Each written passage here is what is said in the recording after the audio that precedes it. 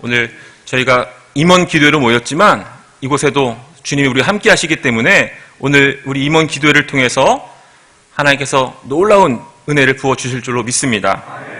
오늘 저는 함께 봉독한 시편 23편 너무나 유명한 말씀인데요. 이 말씀을 근거로 해서 하나님이 나의 목자이십니다 라는 제목으로 말씀을 나누려고 합니다. 여러분, 오늘 이 하나님이 나의 목자이십니다, 이 고백이 누구의 고백입니까? 네, 다윗의 고백. 틀린 말은 아니지만 이것이 다윗의 고백에 머물 것이 아니라 저와 여러분 우리의 고백이 되어야 될 줄로 믿습니다. 네, 나의 고백이 되어야 됩니다. 하나님이 나의 목자이십니다. 이 고백이 다윗의 고백이라는 것은 너무나 많이 알고 있지만 그 고백을 나의 고백으로 드리지 못하기 때문에 이 말씀을 아는 분들이 너무나 많음에도 이렇게 살아가는 분들이 적다라는 거죠. 다른 분들의 이야기가 아니라 저의 이야기였습니다. 제가 2013년도에 선교를 나갔었는데요. 사실 그 당시에 제가 선교를 갔던 그 나라가 제가 기도했고 또 제가 소망했던 그런 지역은 아니었습니다. 물론 여의도 순복음교회에 들어오는 모든 교육자들이 선교와 개척에 대한 그런 소망이 있습니다. 그렇지만 각자 또 지역이 있고 원하는 그런 계획들이 있지 않겠습니까? 그런데 제가 품었던 선교에 대한 꿈이 있었고 지역이 있었는데 사실 2013년도에 저에게 주어진 그 나라는 제가 그렇게 계획했던 그런 곳은 아니었어요. 나름대로는 이것이 하나님의 부르심이구나, 순종해야겠다라는 그런 마음을 가지고 나라라든지 어떤 다른 조건들을 보지 않고 제 딴에는 순종한다는 믿음으로 갔습니다. 그런데 그런 마음을 가지고 순종했을 때 어떤 기대가 있지 않았겠어요? 내가 이렇게 순종하니까 내가 원했던 것도 아니지만 하나님이 나를 택하셔서 가라고 하시는 그 말씀에 무조건 순종해서 가니까 하나님이 반드시 좋은 일들을 이루어 주실 거야. 그런 기대를 가지고 갔는데 제가 기대했던 것과는 전혀 다른 환경들과 상황들이 벌어지더라고요. 그러니까 제 마음에 굉장히 어려움이 생겼어요. 그런데 가만히 생각해 보면 여러분, 그 어려움이 누구에게서 일어난 일들입니까? 누구 때문에 생겨난 일이에요? 내 자신 때문에 생겨난 일이더라고요. 우리가 이 순종을 하면서 갖게 되는 잘못된 생각 중에 하나가 뭐냐면, 순종은 반드시 좋은 결과를 이루어내야 된다라는 어떤 기대감을 갖는다라는 것입니다. 그것이 결국엔 나를 힘들게 하는 이유가 되더라고요.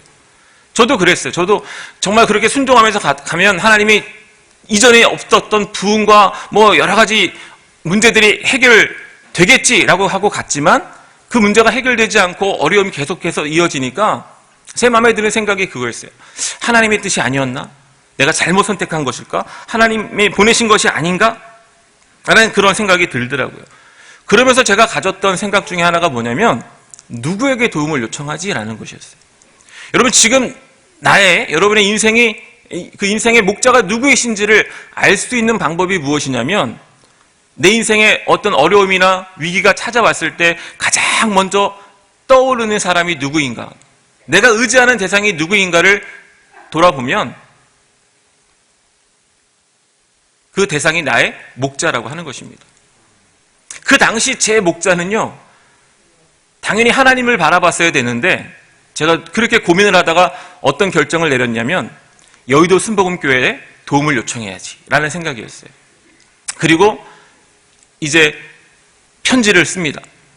여의도 순복음교회에서 파송하는 선교사가요 600명이 넘습니다.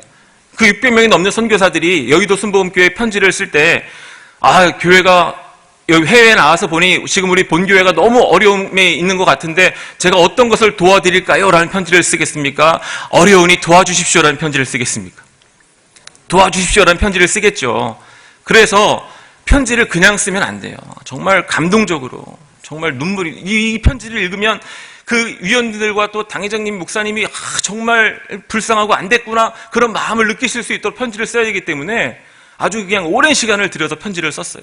그리고 메일을 보내고 다음날 새벽에 교회에 나아가서 새벽 말씀을 전하고 하나님 앞에 열심히 기도했어요. 하나님 아시지요? 보시지요? 제가 순종한다고 여기 왔는데 이렇게 힘들고 어려운데 아무도 도와주는 사람도 없고, 그래서 결국 여의도 순복음교회 편지를 썼으니 하나님 그 편지를 읽는 분마다 마음을 움직여주셔서 막 기도를 했어요. 그랬더니 기도하는 중에 하나님이 제 마음 가운데 응답을 주시는 거예요. 걱정하지 마라, 내가 다 도와줄게.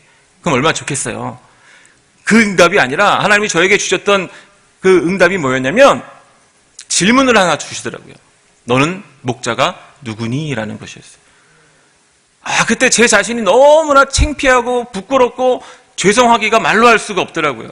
그래서 회개기도 하고 예배를 마치고 바로 제 사무실로 가서 메일을 보니까 어제 저녁 늦게 그 메일을 발송했기 때문에 그 담당자가 아직 보지를 않아서 바로 메일 발송 취소를 하고, 그때부터 이 다윗의 고백에 머무는 것이 아니라 하나님이 나의 목자이십니다, 저의 고백으로 삼고 달려오고 있습니다. 근데 여러분, 제가 이 고백을 드리고 그 메일을 취소하고 나니까 어떤 일들이 벌어졌을까요? 막 문제가 해결이 되고 상황이 열리고 그랬을까요? 그렇지 않더라고요. 여전히 문제는 그대로 남아있고 상황도 바뀌지 않았어요. 근데 달라진 것이 있었어요. 그것이 무엇이었냐면 제 마음이 달라지더라고요. 제 마음에 막 불안하고 또 걱정됐던 그런 것들이 사라지고 평안함이 임하더라고요. 평안함이요. 여러분, 우리가 믿는 하나님, 여러분이 믿는 하나님 어떤 분이십니까? 네? 많은 분들이 어떤 하나님을 믿으십니까? 라고 물어보면요, 좋으신 하나님입니다, 사랑의 하나님입니다. 물론 그것도 정답이긴 한데, 근데 참 안타까운 것은요, 우리가 예배 시간마다 고백하는 내가 믿는 하나님이 있어요. 그것이 무엇입니까? 사도신경 첫 번째, 전능하사 천지를 만드신 하나님 아버지를 믿사오며. 이것은요, 우리의 신앙 고백, 나의 신앙 고백이에요. 내가 어떤 하나님을 믿는지를 우리가 예배 시간마다 고백하는 거예요. 전능하신 하나님을 믿습니다, 창조주 하나님을 믿습니다, 아버지 하나님을 믿습니다. 우리가 이 고백이 있어야 됩니다. 정말 그것이 그냥 사도신경 어떤 외우는 암송하는 것이 아니라 우리가 예배 시간마다 그 하나님을 믿습니다라고 고백을 하게 되어지면 그 하나님이 나의 목자가 되어진다라고 생각할 때 문제가 떠나가는 거예요. 정말 제 마음에 세상에 줄 수 없는 평강이 임하니까요, 시간이 지나고 나서 그 문제, 그 어려움, 그 상황들이 다 변하게 되더라고요. 할렐루야. 그래서 잠언 4장 23절에는 뭐라고 말씀합니까? 무릇 지킬 만한 것보다 것 중에 더욱 내 마음을 지키라. 생명의 근원이 이에서 남이니라라고 말씀하고 있어요. 내 마음을 지키라는 거예요. 근데 우리가 어떻게 우리의 마음을 지킬 수가 있겠습니까? 내가 뭐 결단한다고 결심한다고 지켜집니까? 하루에도 수십 번씩 바뀌는 게 우리 마음인데요. 그래서 빌립보서 4장 6절에서 7절은 이렇게 말씀합니다. 아무것도 염려하지 말고 다만 모든 일에 기도와 간구로 너희 구할 것을 감사함으로 하나님께 아뢰라. 그리하면 모든 지각에 뛰어난 하나님의 평강이 그리스도 예수 안에서 너희 마음과 생각을 지키시리라. 할렐루야. 기도하면 하나님이 우리의 마음과 생각을 지켜주신다는 거예요. 제가 비록 잘못된 판단을 해서 목자가 하나님이 아니라 여의도 순복음교회를 목자로 삼고 편지를 쓰고 살았지만, 그래도 그 새벽에 기도하니까 하나님이 올바른 길을 걸어갈 수 있도록 제 마음과 생각을 지켜주신 줄로 믿습니다. 여러분, 오늘 하나님께서 여러분의 심령 가운데 저에게 찾아오신 것처럼 너는 목자가 누구니? 라고 물어보신다면 어떻게 대답하시겠어요? 바라기는요, 오늘 이 시간 이후로 하나님이 나의 목자이십니다 라고 고백하는 우리 남성교회 임원들 되시기를 주님의 이름으로 축복합니다. 한번 이렇게 고백하겠습니다. 하나님이 나의 목자이십니다. 하나님 우리 교회 목자이십니다. 하나님 우리 남성교회 목자이십니다. 잊지 마시기 바랍니다. 그러면 어떤 어려움이 생겨도 절대로 걱정하실 일이 없는 거예요. 우리가 하나님을 목자로 삼을 때 하나님께서 주시는 축복이 오늘 우리가 함께 봉독한 시편 23편에 자세하게 나와 있습니다. 우리가 하나님을 목자로 삼으면 하나님이 주시는 첫 번째 축복은 무엇입니까? 바로 푸른 초장과 쉴만한 물가로 인도해 주신다는 거예요. 여러분, 양에게 있어서 푸른 풀밭과 쉴만한 물가는요, 있어도 되고 없어도 되는 것이 아니라 반드시 있어야 되는 거예요. 생존에 꼭 필요한 거예요. 없으면 죽어요. 그런데 그런 모든 것들을 목자로 삼는 자들에게 하나님이 공급해 주신다는 거예요. 다시 말하면 야훼 일에 하나님의 은혜가 임한다는 것입니다. 제가 선교 사역을 통해서 분명하게 경험하고 고백할 수 있는 하나님이 바로 야훼 일의 하나님이에요. 하나님은 선교의 그 사역 가운데 어려움 가운데 있을 때마다 시마다 하나님이 사람의 생각으로는 이해할 수 없는 방법을 가지고 하나님이 공급해 주시더라고요. 두 번째 축복은 무엇이냐면 내 영혼을 소생시키시고 하나님의 이름을 위해서 의의 길로 인도해 주신다는 것입니다. 영혼을 소생한다는 것은 무엇이냐면 우리의 영이 세상 가운데서 살아가다 보면 죄로 물들지 않습니까? 오늘 새벽 예배를 드린다고 해도 또 세상에 나아가면 어쩔 수 없는 세상의 소리와 그런 환경 때문에 우리가 또 죄악에 찌들 수밖에 없는데, 그런 영혼들을 목자 되시는 하나님이 다 새롭게 해주신다라는 거예요. 그래서 저는 이 말씀을 볼 때 우리 순복음의 신앙을 가지고 접목해 본다면 삼중 축복의 은혜를 주신다라는 것입니다. 날마다 우리 영혼이 잘됨 같이 범사가 잘되고 강건하게 하시는 축복이 임할 줄로 믿습니다. 세 번째 은혜는 축복은요, 사망의 음침한 골짜기에서도 나와 함께 하시고 지팡이와 막대기로 나를 지켜주신다는 거예요. 여러분, 지금 이 코로나가 얼마나 극성입니까? 그런데 우리가 마스크를 잘 쓰고 손을 잘 씻고 백신을 맞아도 알 수 없는 방법으로 걸리는 분들이 주변에 얼마나 많은지 몰라요. 그런데 오늘 저를 비롯해서 우리 많은 장로님들, 또 우리 남성교 임원분들이 이렇게 많이 이곳에 나와서 앉아서 예배를 드릴 수 있다는 것은요, 내가 나를 잘 지켰기 때문이 아니라 하나님이 막대기와 지팡이로 지키시고 인도해 주셨기 때문인 줄로 믿습니다. 우리가 하나님을 목자로 삼고 살아갈 때 하나님이 그와 같은 보호의 축복을 허락해 주신다는 것이죠. 네 번째는요, 원수의 목전에서 나를 지켜주시고 높여주신다는 거예요. 세상을 살아가다 보면, 믿음의 삶을 살아가다 보면 받지 않아도 될 오해도 받고 또 손해를 볼 때도 있습니다.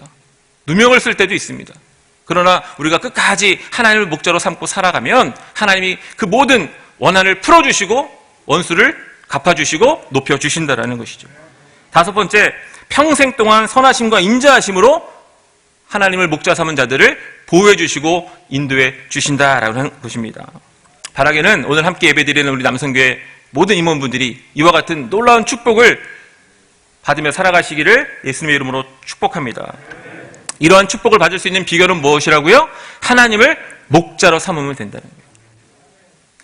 그런데 여러분, 하나님을 목자로 삼는다는 것은 과연 무엇일까요? 어떤 것이 하나님을 목자로 삼는다는 것일까요? 내가 하나님을 목자로 삼는다는 것은요, 다른 의미로 해석을 하면 내가 하나님의 양이 되어야 된다는 거예요. 하나님이 나의 목자이십니다, 이 고백은 다른 말로 하면 저는 하나님의 양입니다가 되는 거예요. 다시 말해서 하나님이 나의 목자이십니다라고 고백하는 사람들은요, 양처럼 살아야 됩니다. 하나님의 양처럼. 그래서 양의 마음을 가지고 우리가 하나님을 목자로 삼고 살아가게 되어질 때 하나님이 우리의 삶의 목자가 되어주셔서 우리의 삶 속에 부족함이 없는 이 다섯 가지의 축복을 은혜로 부어주신다는 거죠. 그럼 양의 마음은 어떤 마음인가? 한번 따라하겠습니다. 양은 목자만 바라봐야 됩니다. 여러분, 양은요, 다른 것에 한눈 팔면 안 됩니다. 자신의 목자만 바라봐야 돼요. 우리가 이 신앙의 삶을 살다가, 믿음의 삶을 살다가 자꾸만 시험에 들고 넘어지는 이유가 무엇입니까? 우리의 목자 되시는 하나님만 바라보지 않고 자꾸 세상 바라보고 사람 바라보기 때문에 시험 드는 거예요. 신앙생활 하시던 분들이 저에게 찾아오셔서 신앙의 상담을 할 때 98%, 97%의 성도님들이 그 시험의 이유가 하나님께 있는 것이 아니라 사람에게 있는 것을 봅니다. 누구 때문에 못 다니겠다는, 무엇 때문에 못 다니겠다는, 하나님 때문에 못 다니겠다고 하는 사람은요, 여러분, 어떤 사람이 하나님 때문에 시험 드는 줄 아세요? 정말 기도 많이 하는 사람, 금식하고 예배 드리고 예배 잘 드리고 정말 신앙의 삶을 열심히 사는 사람들은 하나님께 시험을 들더라고요. 그러니까 그 사람들은 별 걱정할 게 없어요. 다시 일어나요. 근데 정말 문제되는 분들은 뭐냐면 하나님 때문에 시험 드는 사람이 아니라 사람 때문에 시험 들고 환경 때문에 시험 들고 상황 때문에 시험 드는 분들이 문제가 되더라고요. 그 성경에 보시면 사도 바울이 1차 전도 여행 때 전도를 해가지고 열심히 사도 바울과 동역했던 인물이 있어요. 그런데 3차 여행 때 배반하고 세상으로 돌아간 사람이 나오는데 디모데후서 4장 10절에 나옵니다. 대만은 이 세상을 사랑하여 나를 버리고 데살로니가로 갔다라고 이야기합니다. 열심히 바울의 전도를 받아서 이제 믿음의 동역자가 되어서 신앙의 삶을 살았지만 그 시선을 주님께 두지 않고 세상을 바라보고 세상을 사랑하는 순간 무너지고 말았다라는 거예요. 또 너무나 잘 아시는 베드로도 그렇지 않습니까? 마태복음 14장 29절 30절에 보면 오라 하시니 베드로가 배에서 내려 물 위로 걸어서 예수께로 가되 바람을 보고 무서워 빠져가는지라. 분명히 주님을 바라볼 때는 그 풍랑이 치는 바다 위를 걸었지만 풍랑을 바라보고 상황을 바라보고 환경을 바라보는 순간 그냥 그 속에 빠져버리고 말았다는 거예요. 그럼 여러분, 신앙의 삶을 살아갈 때 히브리서 12장 2절의 말씀처럼 믿음의 주여 또 온전하게 하시는 이인 예수님, 우리의 목자 되시는 주님만 바라보고 나아가시기를 예수님의 이름으로 축복합니다. 그럴 때 어떤 어려움에도 우리가 흔들리지 아니하고 목자 되시는 하나님의 그 은혜 아래서 부족함이 없는 삶을 살아갈 수 있는 거예요. 그리고 마침내 우리 믿음의 마지막 소망인 천국의 소망을 이루게 될 줄로 믿습니다. 그래서 여러분, 하나님께서 이스라엘 백성들을 애굽에서 건져내신 다음 제일 먼저 어디로 인도해 주셨어요? 광야로 이끌고 가셨잖아요. 왜 광야로 이끌고 가셨을까요? 그곳에서 하나님이 이스라엘 백성들에게 훈련시키기를 원하셨던 것은 다른 것이 있는 것이 아니라 목자 되시는 하나님만 바라보도록 하기 위함입니다. 가나안 땅이라는 곳에 들어가면 이제 막 그 땅에서 더럽고 추악한 그런 세상 문화들이 가득한 그곳에서 그들이 신앙을 지킬 수 있는 비결은 하나님만 바라보는 것이었기 때문에 광야의 훈련을 통해서 하나님은 그것을 훈련시키신 거예요. 광야 가보셨습니까? 사막에 가면 여러분, 내가 아무리 노력한다고 먹을 것을 구할 수 있는 것이 아닙니다. 아무것도 할 수 없어요. 그 광야에서 할 수 있는 것, 생존을 위해서 할 수 있는 것은 무엇입니까? 하나님만 바라보는 거예요. 하나님을 바라보면 하나님이 만나도 주시고 매출하기도 주시고 의복과 신발도 헤어지지 아니하도록 하나님이 은혜를 주셨다라고 성경은 말씀하고 있는 것입니다. 제가 선교를 나가봤더니 정말 아무것도 없더라고요. 그동안 저를 위해서 열심히 기도해 주시고 또 제가 좀 어렵다고 하면 도와주셨던 부모님도 옆에 안 계시고요. 또 힘들고 어렵다고 이야기를 나눌 수 있을 친구들도 없고요. 또 언어도 되지 않으니까 뭐 얘기할 사람이 없는데, 제 가족할 때 힘들다고 얘기할 수는 없잖아요. 제 가족들도 뭐 사명 때문에 왔습니까? 아빠가 가니까 어쩔 수 없이 따라왔는데 제가 거기 가족들을 붙잡고 너무 힘들다 막 이럴 수는 없잖아요. 그러니까 너무 힘든 거예요. 그때 그 시간에 제가 할 수 있는 일이 뭐였겠어요? 하나님 바라보는 것밖에 없더라고요. 그래서 하나님 바라본다는 것은 뭐냐면요, 기도하는 거예요. 그냥 멍하니 바라보고 있는 것이 아니라 정말 그 하나님 앞에 나아가 기도하는 것이 하나님을 바라본다는 것이고, 기도가 최선인 이유는 잠언 16장 9절에 사람이 마음으로 자기의 길을 계획할지라도 그의 걸음을 인도하시는 이는 야훼시니라. 이 말씀처럼 우리의 발걸음, 우리의 계획들을 이끌어 가시는 분은 하나님이시기 때문에 그 하나님께 기도하는 것이 최선의 길인 줄 믿으시기를 바랍니다. 2021년도 또 하나님이 우리 남성교회를 잘 이끌어 주셔서 오늘 이 마지막 주일을 맞이하는데요, 2022년도에도 양의 마음을 가지고 목자 되시는 하나님만 바라보며 기도함으로 승리하는 한 해를 이끌어 가시기를 주님의 이름으로 축복합니다. 두 번째로 함께 하겠습니다. 양은 목자의 음성을 듣고 순종해야 됩니다. 양은요, 자기 목자 음성에만 반응해야 돼요. 예전에 이스라엘 성지순례를 다녀오셨던 어떤 목사님이 이런 글을 써놓으셨는데, 성지순례를 가셨답니다. 그리고 이제 여러 동행들과 함께 차를 타고 이동을 하는데 한참을 광야길을 가다가 보니까 초장이 나오더래요. 푸른 초원이 나왔는데 그 초장에 보니까 수백 마리의 양들이 풀을 뜯어 먹고 있더라는 겁니다.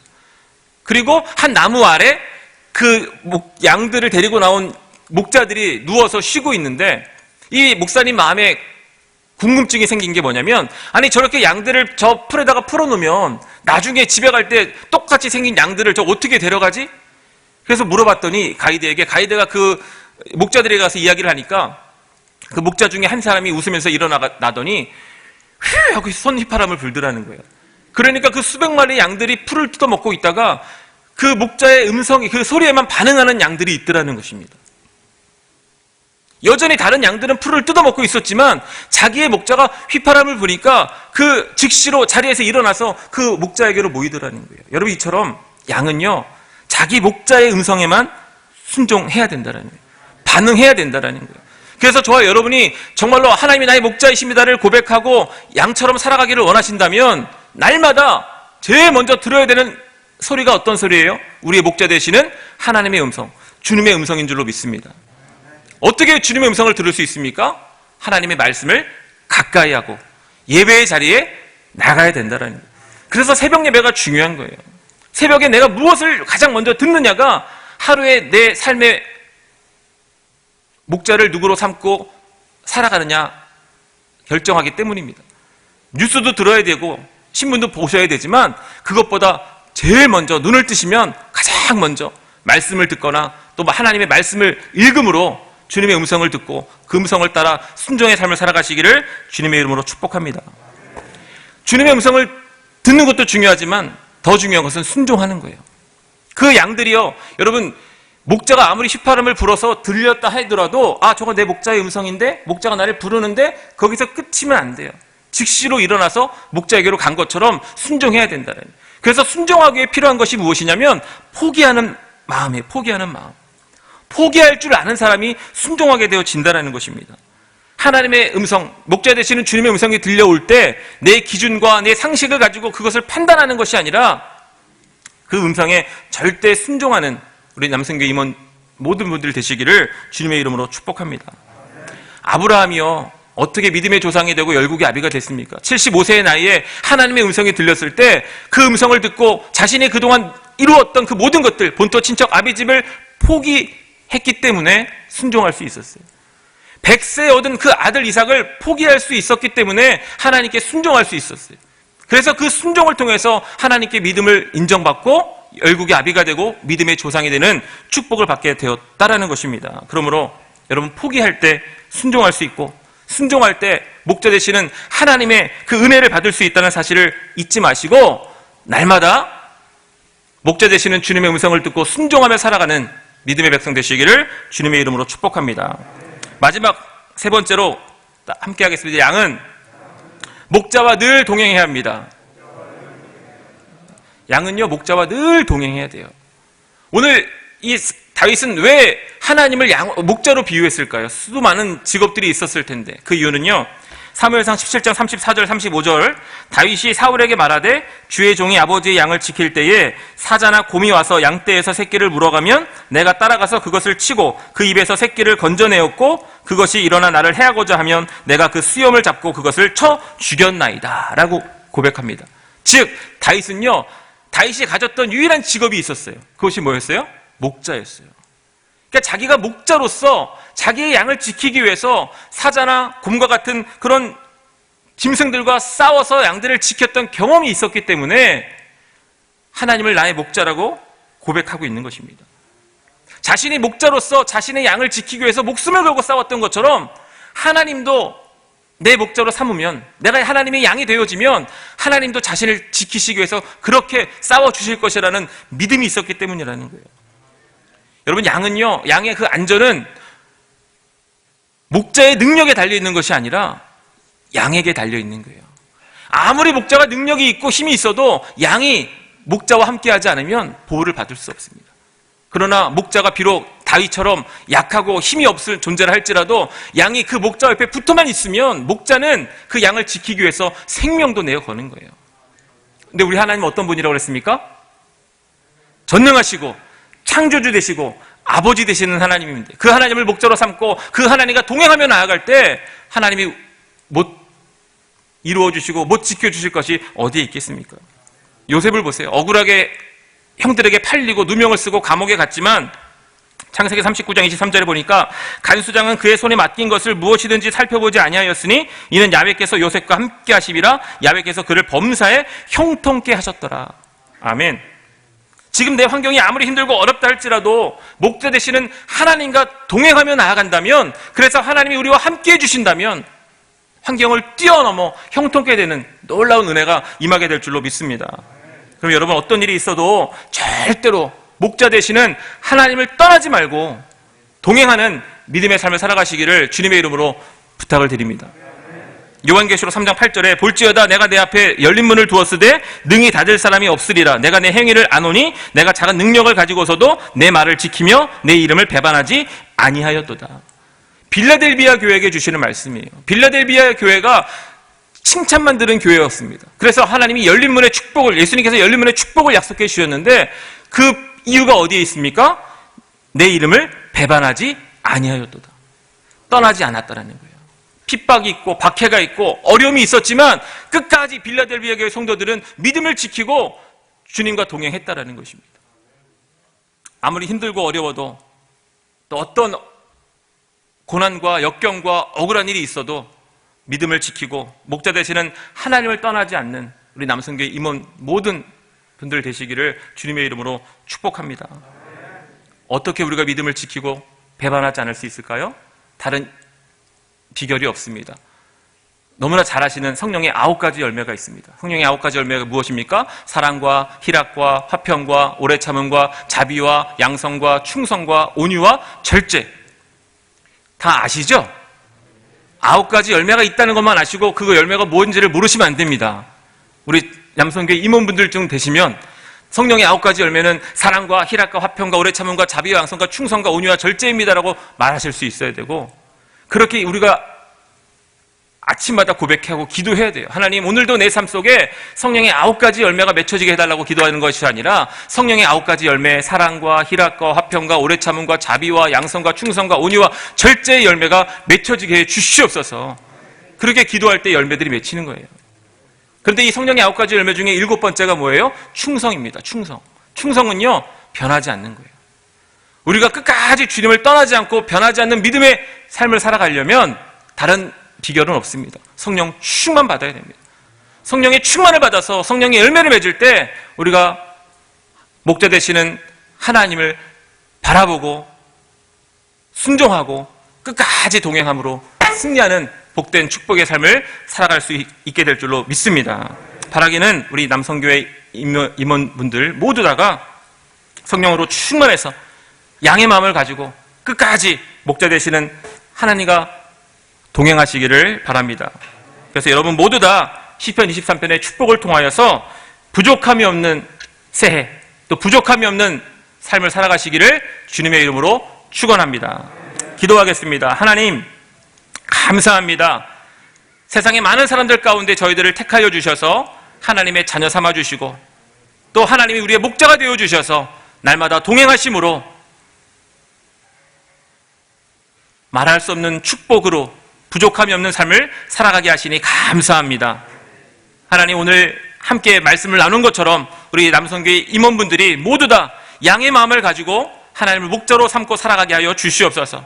하나님만 바라보고 기도하게 하시고 하나님의 음성을 듣고 순종하게 하시고 끝까지 성령의 충만함을 받아 목자 되시는 하나님과 동행함으로 2022년에도 승리하는 우리 남성교회 모든 임원분들이 되게 하여 주시옵소서. 세우신 우리 회장 장로님을 비롯하여서 우리 모든 임원들이 먼저 성령 충만받아 우리 남성교회 임회원들을 하나님이 기뻐하시는 삶으로 이끌어가게 하여 주옵소서. 감사를 드리며 모든 말씀 예수님의 이름으로 기도 올려옵나이다.